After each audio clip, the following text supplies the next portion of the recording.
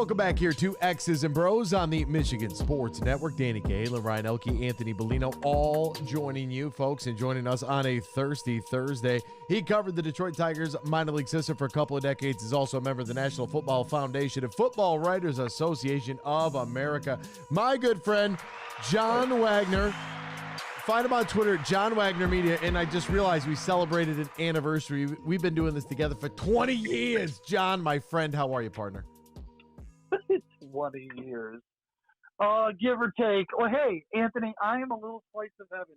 Did you say it's Thirsty Thursday? Is that true? It is Thirsty Thursday. What's in your cup this morning? You a tea guy, coffee guy, ice cold water to rejuvenate the system and cleanse yourself of the toxins of the world?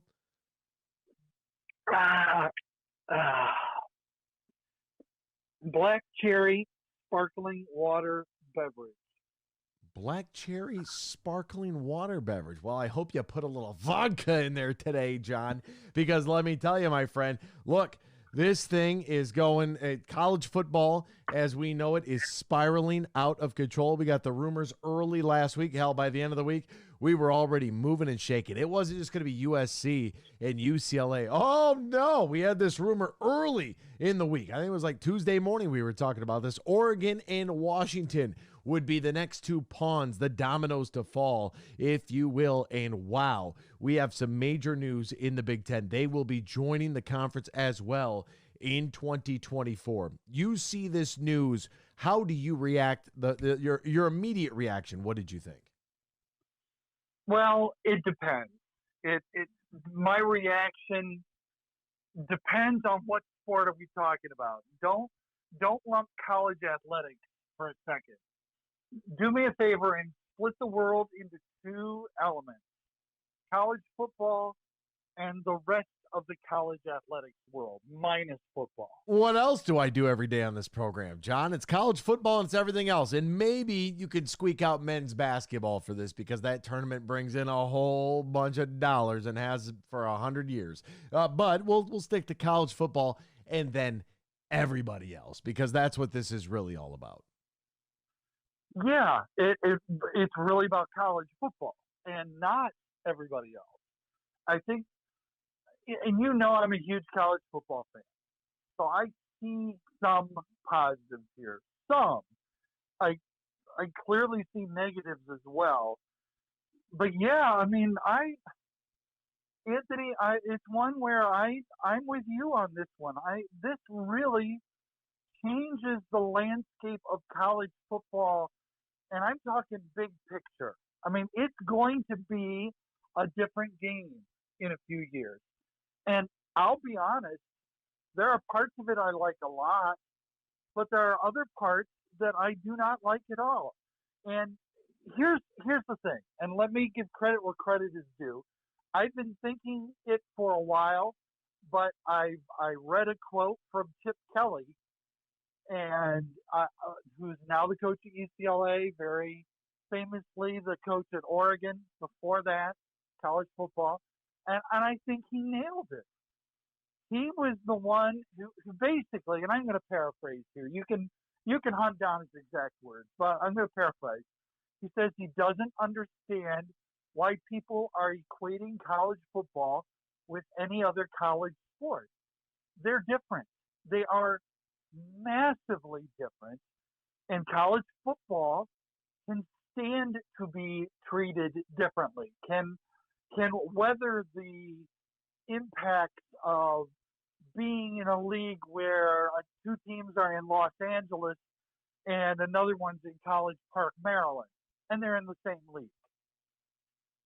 Other sports cannot handle that. That's just, I'm sorry, I don't see how it's tenable. I just don't see how that works.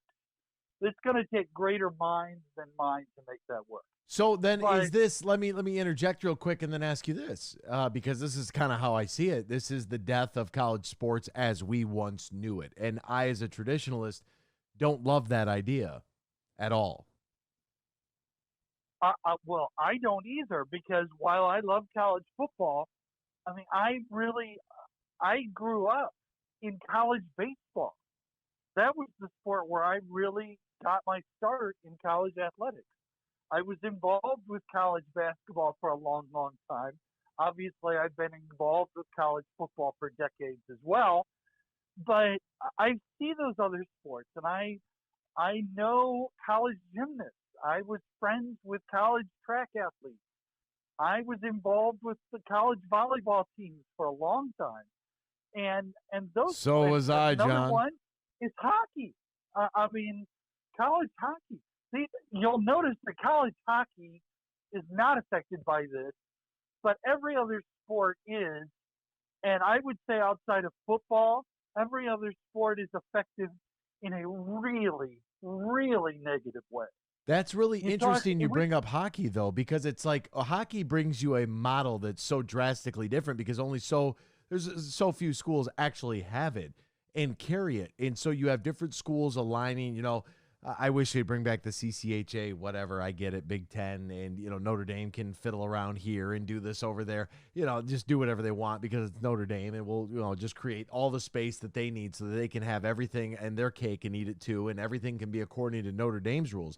But for Oregon and Washington, from a football perspective with USC and UCLA, why not why not try to take the college hockey model and say, look, football, we're going to go over here, but the rest of our sports, we'll play in the Pac-12. well, and Anthony, you're gonna hate this, so just sit down, grit your teeth, put your seatbelt on, and just deal with it. Hear me out, okay? Hear me out all the way on this. Notre Dame may be the model for college athletics in the future, in that their football is an independent and all their other sports are associated with the ACC. That might be the smartest model going forward because you don't want your other sports traveling hither and yon all season long because they have a bunch of games. There's going to be a lot of travel, and the farther you make teams go, the worse it is, especially large roster teams. I'm thinking the baseballs of the world, the track teams where you have a bunch of kids that are competing together. The high volume, high roster school or elements. You're not going to want to travel. You're not going to want to spend a 30-man baseball team from College Park, Maryland to Los Angeles or to Washington or wherever. You're just not going to want to do that. Football's its own model. That's a different world. And Notre Dame may have it right. Their football's not associated directly. And please don't give me the ACC. They play a certain number of games. Please don't hit me with that, okay? Their football is an independent. And so their football makes its own roster, deals with its own schedule, and does its own thing. And all its other sports are tied to the ACC, which has, some silly elements to it. They're going from South Bend, Indiana to Tallahassee, Florida, or, some other ACC outpost. But you understand my point. The football is not really driving that. The football does its own thing. I'm of a mind where that's probably the way we should do it, is have football be its own crazy world out there, just forget leagues anymore. Just, split the country into quarters. And you're in the Northeast quadrant, you play one group. You play in the Southeast quadrant, you play another. You're in you're probably going to have a Midwest quadrant. You play together. You probably have a West quadrant. Those teams play. And, just forget the leagues. Everybody, no, not everybody. Nobody seems interested in preserving leagues in football anymore. Well, let's just put away the pretense. Let's just forget that. It's like, okay, it's official. We don't care about football leagues anymore. Let's not waste our time or try and take anybody out with that. But leagues help us in other sports. Let's try and keep those alive. John, I actually really like that idea. I mean, hey, let's pour one out for the Notre Dame Fighting Irish. Maybe they had this whole thing right all along. Because football is independent of every other sport. It is the engine that drives college athletic departments, and later on down the line, when the players unionize and they go to revenue sharing and they take on the model of the NFL, and we don't have to worry about all this other shenanigans, right? That money stays in the football programs and with the players. We have salary cap. We're set. We don't have to worry about it. No more of this brown bag money for NIL, a.k.a. now it's legal, or pay for play, or whatever you want to call it.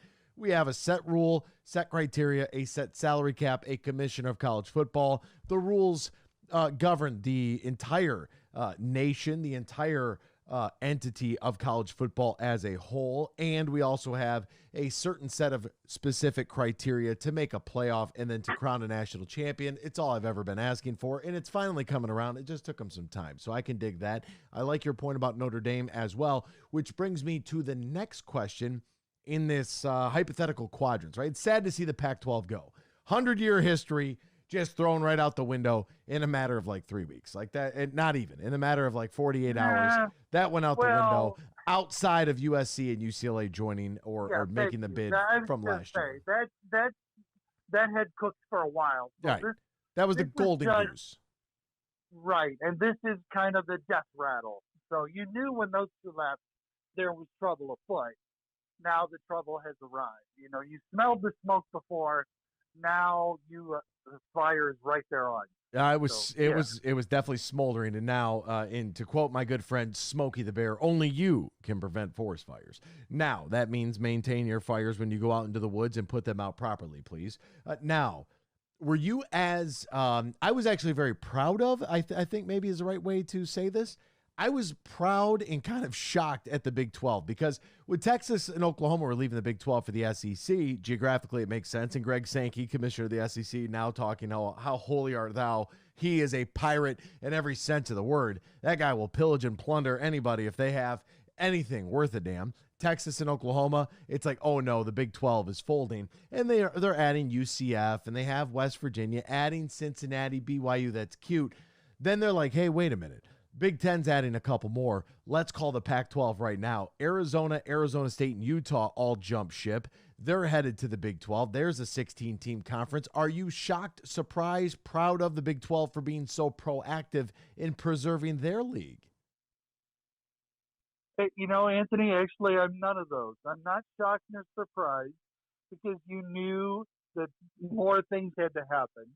But I'm not particularly proud. If you're looking at it from a football perspective, they've added the Pac-12 JV squad. Okay, they've not added a college football program of real rank and value yet. I mean, in fact, they purposely have avoided the two outside of the four. I mean, the Big Ten got the four best. I don't care how you rank those four, whatever, they got the four best. Well, and let's caveat here. Washington's always good preseason because nobody knows what's going on. Oregon's kind of cute because they've had some success. USC is just again relevant post Reggie Bush. Thank God for Caleb Williams. And UCLA sucks canal water. Let's be honest about it. They're great brands. Their brands are better than their brands are way better than their product. Well, let's not get carried away. Their brands are pretty outstanding. Up until the last couple of years, you could say the exact same thing about Michigan. Their brand was better than their product. Yeah, I don't refute that claim. Absolutely. Post Lloyd Card, yeah. On all four of those, it would just take a simple step for them to be back amongst the elite. So, yeah, I mean, yeah. If you want to fight this battle, I'll go. I'll bite on that. Those are the four best brands, bar none. Utah might belong in that group in terms of on-field success. Okay, I'll grant you that. Nobody else. I mean, those are the big 4 and 1.